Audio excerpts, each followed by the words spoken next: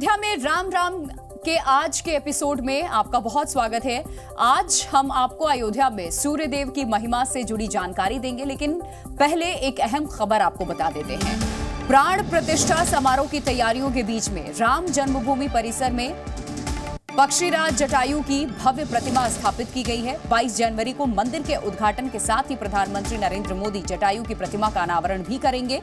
ये बड़ी खबर जान लीजिए आप। राम मंदिर की दक्षिण दिशा में कुबेर टीला पर जटायु की प्रतिमा स्थापित की गई है।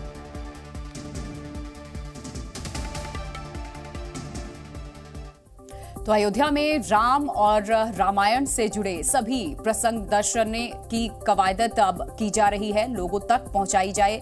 भगवान राम की नगरी में सूर्य स्तंभ भी लगाए जा रहे हैं। इनका क्या महत्व है और प्रभु राम से क्या इसका संबंध है, इस खास रिपोर्ट में दिखाते हैं आपको।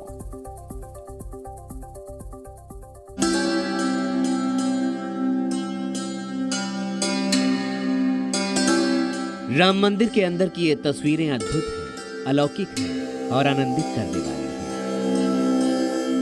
मंदिर के गुंबद का अंदरूनी हिस्सा शानदार नक्काशी से संवारा गया है।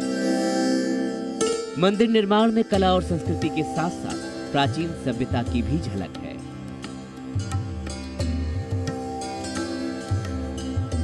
मंदिर के अंदर सुंदर फूल और देवी देवताओं की मूर्तियां उकेरी गई हैं, जो सबको आकर्षित कर रही हैं। प्राण प्रतिष्ठा 22 जनवरी को होनी है, लिहाजा उससे पहले पूरी अयोध्या को तैयार किया जा रहा है, संवारा जा रहा है, सजाया जा रहा है।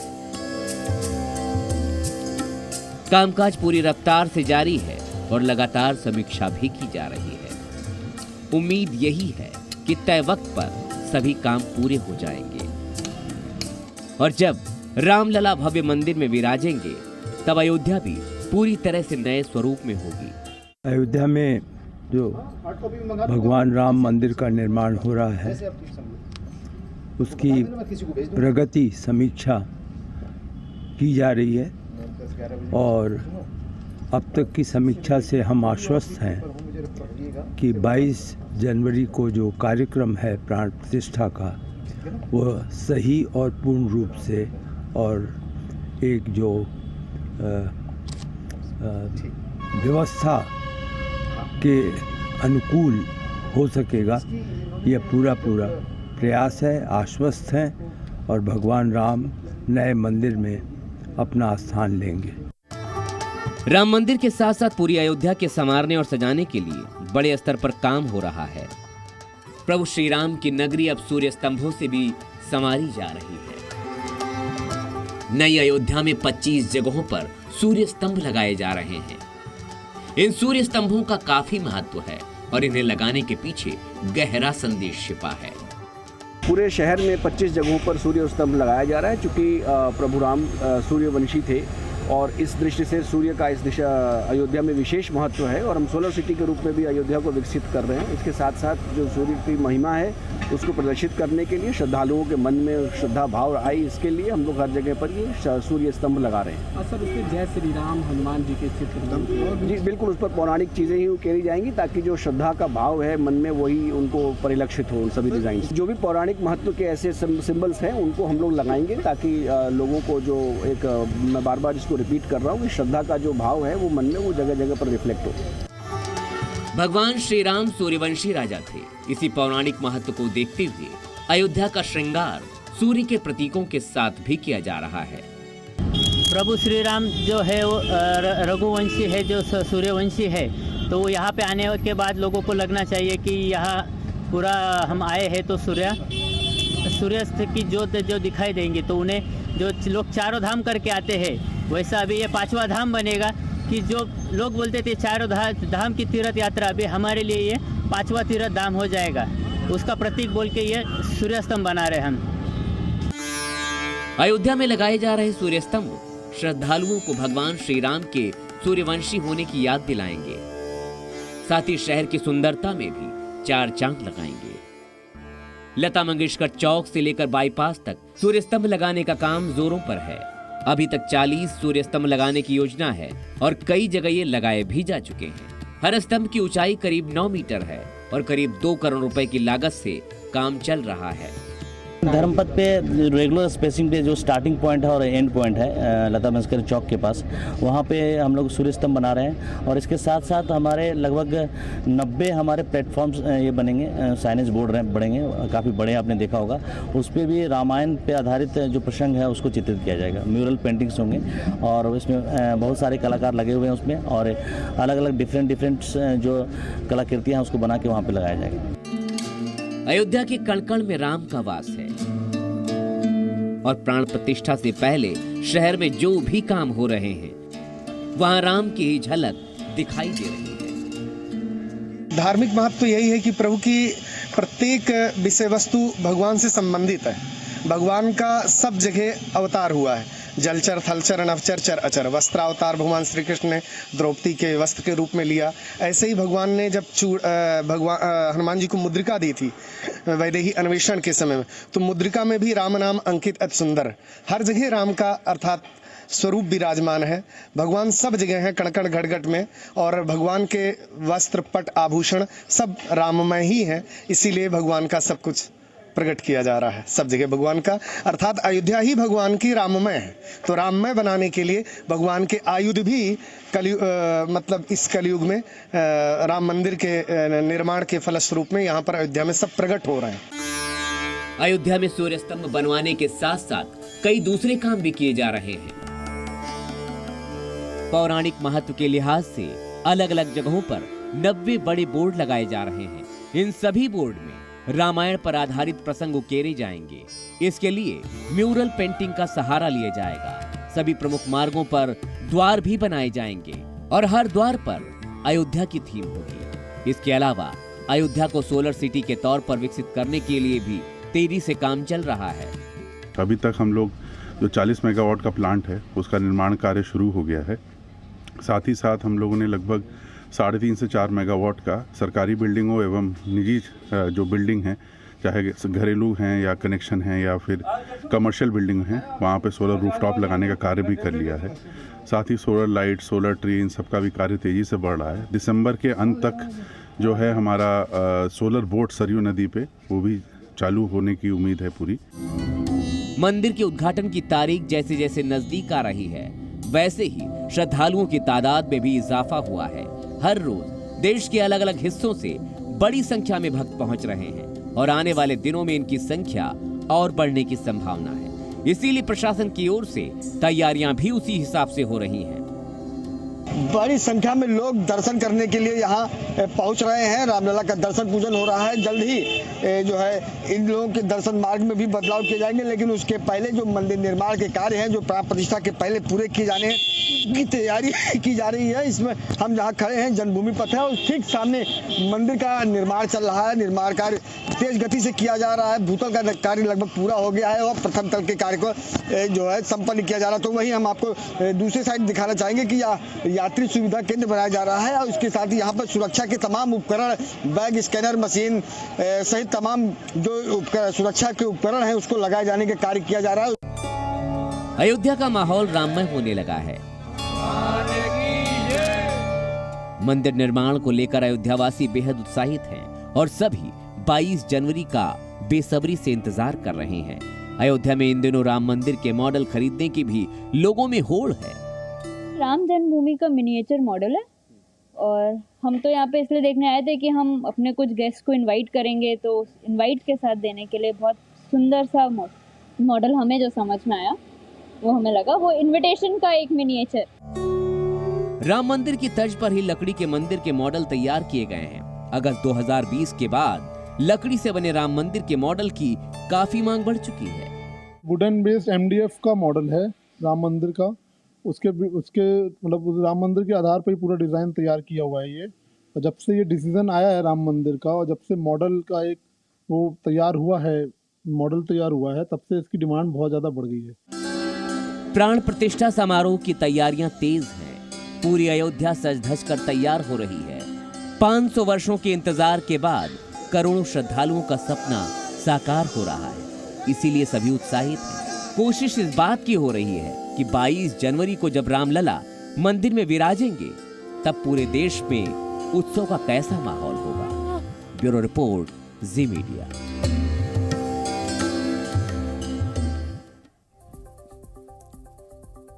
तो प्राण प्रतिष्ठा की तैयारियां और अयोध्या वासियों का उत्साह आपने देखा। अब आपको रामलला के सबसे करीब रहे आचार्य सत्येंद्र दास की कहानी दिखाते हैं। 90 के दशक से अब तक बतौर मुख्य पुजारी सत्येंद्र दास ने कैसे प्रभु श्री राम की सेवा में अपना जीवन समर्पण किया और अब 22 जनवरी को लेकर उनके मन में क्या चल रहा है, उन्हीं की जुबानी समझिए।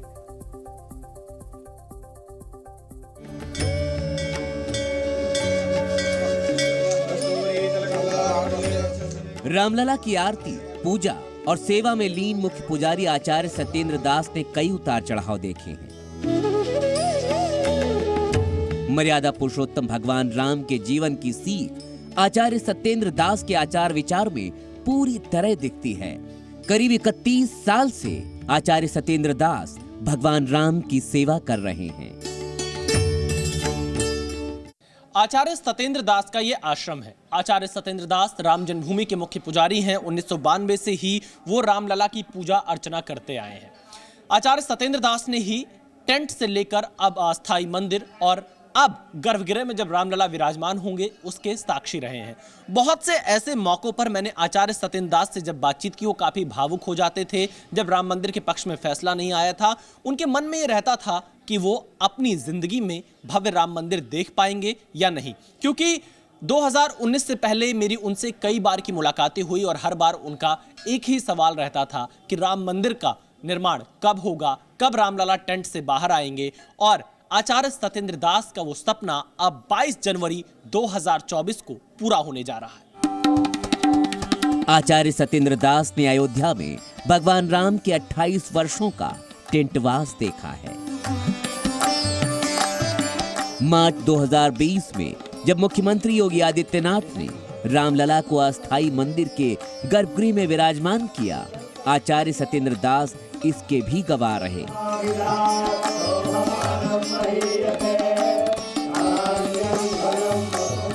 अब सत्येंद्र दास को 22 जनवरी का बेसब्री से इंतजार है, जब 500 वर्षों की प्रतीक्षा के बाद भगवान राम भव्य मंदिर में विराजमान होंगे। 22 जनवरी को रामलला की प्राण प्रतिष्ठा राम जन्मभूमि में की जाएगी। हमारे साथ इस वक्त बातचीत करने के लिए मौजूद हैं श्री राम जन्मभूमि के मुख्य पुजारी आचार्य सत्येंद्र दास, जो कि लंबे समय से रामलला की सेवा करते आए हैं, उनकी पूजा अर्चना करते आए हैं। आचार्य सत्येंद्र दास जी, आपने एक लंबा अरसा बिता दिया रामलला की सेवा में, अब वो दिन साकार होने जा रहा है। एक राम भक्त होने के नाते, मुख्य पुजारी होने के नाते आप कैसा महसूस कर रहे हैं? ये बहुत अच्छी बात है, क्योंकि उस परिस्थितियों को हमने देखा। रामलला को जब तिरपाल में रहे और उस तिरपाल में 28 वर्ष तक रामलला रहे, और 28 वर्षों में जो परेशानियां हुई, चाहे प्रकृति का प्रकोप हो, चाहे रिसीवर के द्वारा उसमें कमी किया गया जो पूजा अर्चना, ये सब समस्याएं झेलना पड़ा।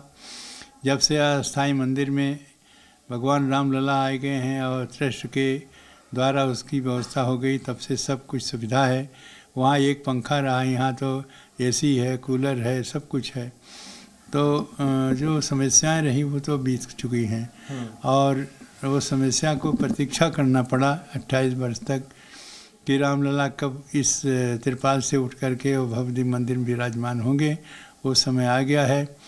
22 जनवरी को प्राण प्रतिष्ठा होगी और रामलला भव्य मंदिर में विराजमान होंगे। जो मंदिर बन गया, कुछ थोड़ी बहुत बाकी है, वो भी पूरा हो जाएगा।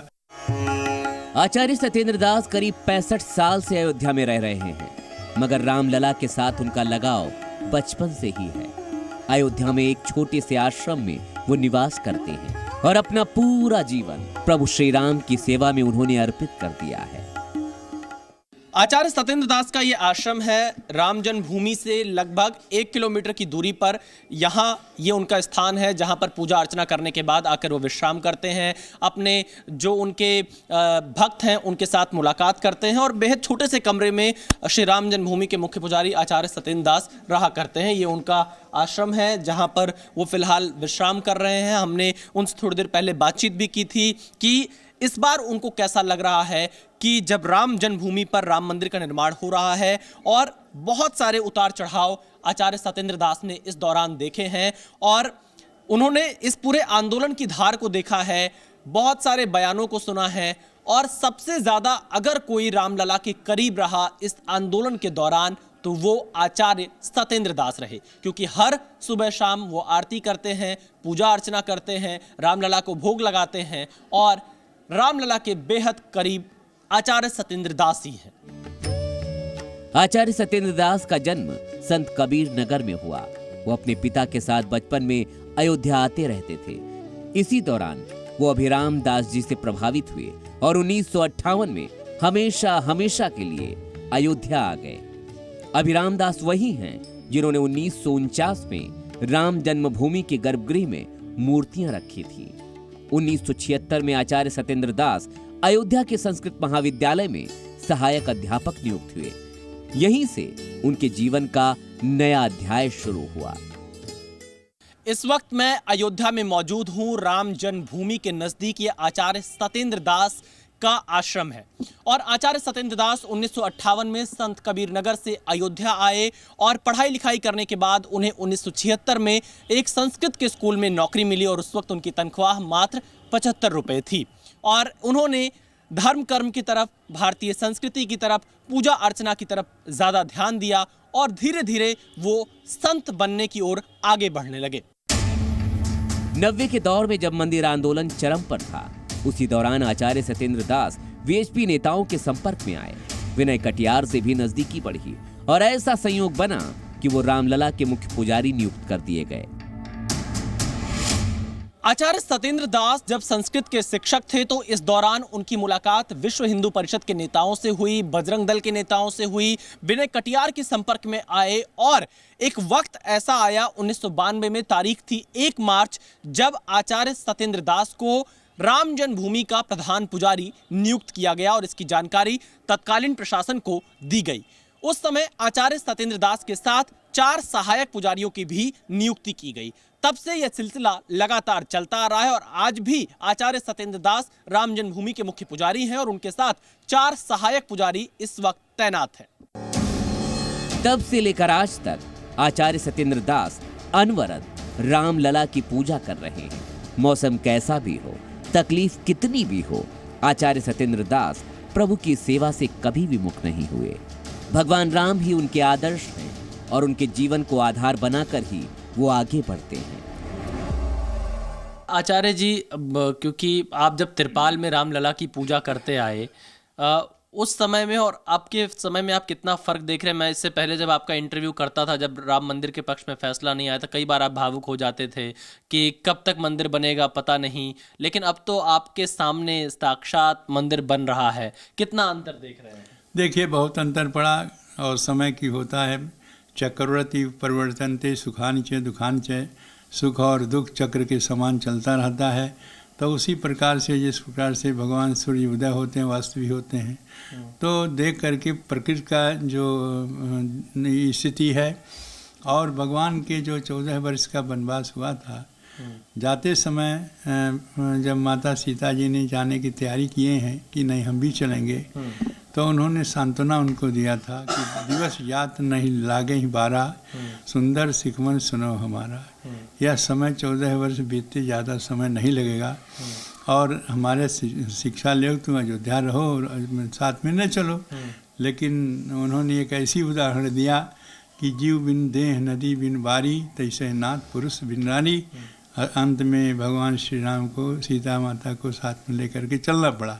उसी प्रकार से जैसे उनको 14 वर्ष बीता और आए फिर राज किए, वैसे हम भी यह रहे कि प्रतीक्षा करते रहे कि यह समय परिवर्तन होगा और निश्चित है कि समय आएगा, भगवान रामलला इस त्रिपाल से हट करके मंदिर में विराजमान होंगे, जिसका समय मुहूर्त आ चुका है और उस दिन वो विराजमान हो जाएंगे।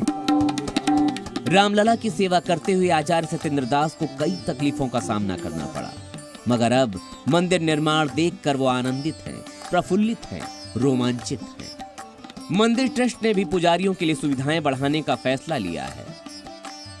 ये सारी जिम्मेदारियां यहाँ जो ट्रस्ट बना है उसके ऊपर है। तो उसने एक जो इनका हम ये जो वेतन रहा उसको भी सभी पुराने पुजारियों को, जो 4 पुजारी सहायक हैं 4 और एक मैं मुख्य पुजारी, 4 पुजारी, सबको वेतन भी बढ़ा दिए हैं। सारी सुविधा ये भी घोषणा किए हैं कि जो सुविधाएं कर्मचारियों को मिलती है वो सुविधा हम अपने पुजारियों को देंगे। जैसे रहन सहन की बात हो, चिकित्सा हो, छुट्टियां हो, ये सब बातें आई हैं सामने। अयोध्या में श्री राम का मंदिर भव्य आकार ले रहा है। पहले चरण का काम करीब करीब पूरा होने वाला है। 22 जनवरी को वो शुभ घड़ी आ रही है जब प्रतीक्षा और तपस्या का फल मिलने वाला है।